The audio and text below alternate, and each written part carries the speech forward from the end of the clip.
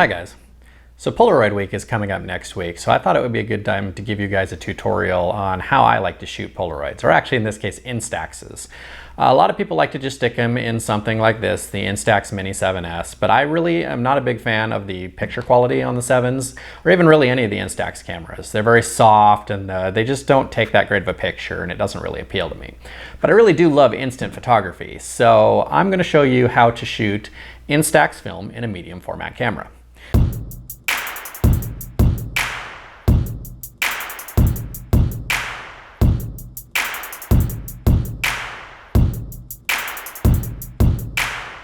So there's a couple of things you're going to need to be able to do this. Obviously you'll need a medium format camera, and I'll show you the one that I like to use the most.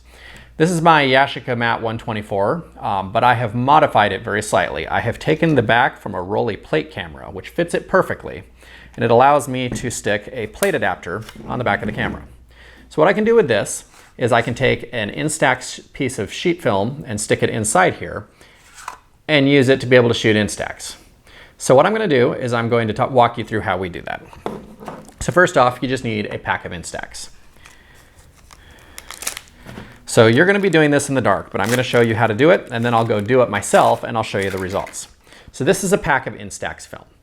It has a dark slide in the front that what you'll need to do is go into the dark and slide that dark slide very carefully out. And then you can slide a sheet of the Instax film out and you'll stick it into the back of your medium format camera.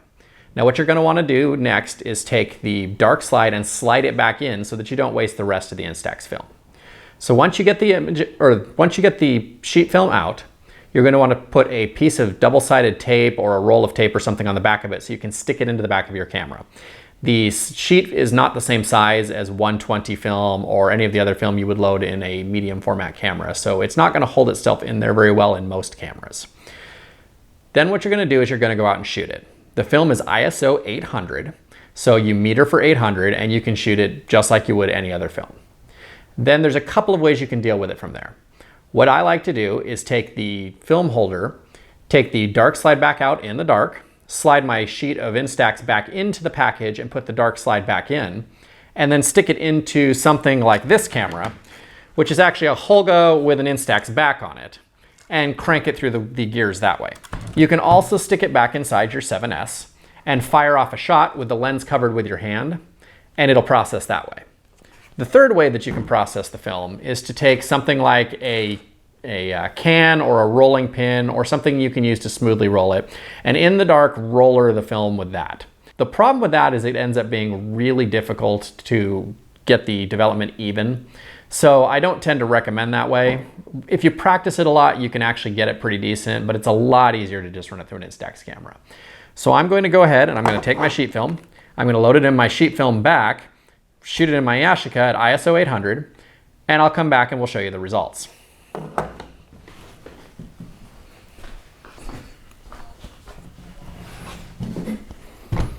Okay, I'm back, and I took my coat off because I went for a little bit of a walk and I was getting a little bit warm. I walked down to the end of the street where the neighbor has some flowers, and I took a picture of that. Can't go too much farther with all this social distancing stuff going on, so I just got to kind of shoot what I can find in my neighborhood. Anyway, I took my sheet film back and I reloaded my sheet into the Instax pack and then put the Instax pack inside the Holga Instax back. And we're just going to use this as a developer.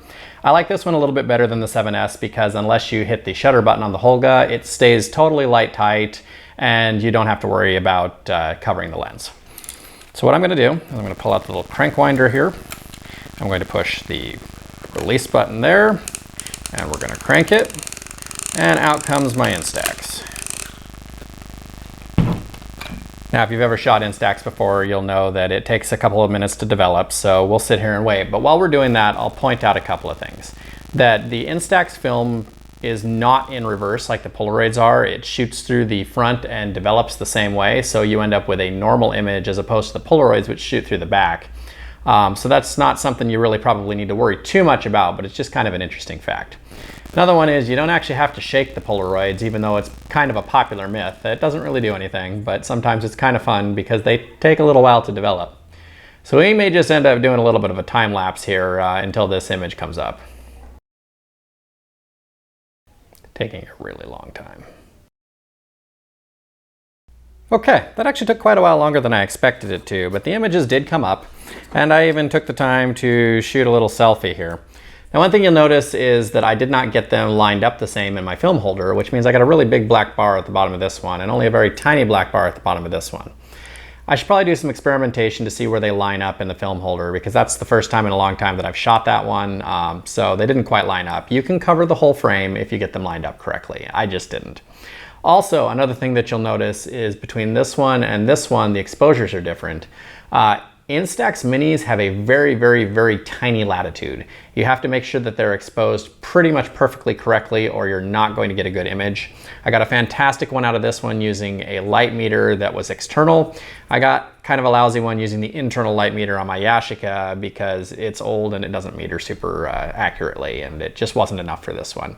You can see what it is, it works fine, it's a little bit exposed wrong. So anyway, you can take these and you can load them into a lot of different medium format cameras just by sticking them to the pressure plate. I've done it in Yashicas, I've done it in Hasselblads, in Pentax 67s, in Mamiya RBs, in Mamiya 645s. Pretty much anything you can stuff these in the back of, you can shoot this way. Anyway, with Polaroid Week coming up, I expect this will be something that might be kind of fun to try, and I hope you enjoyed it. If you have any questions, as always, let me know down in the comments. And as always, guys, thanks for watching.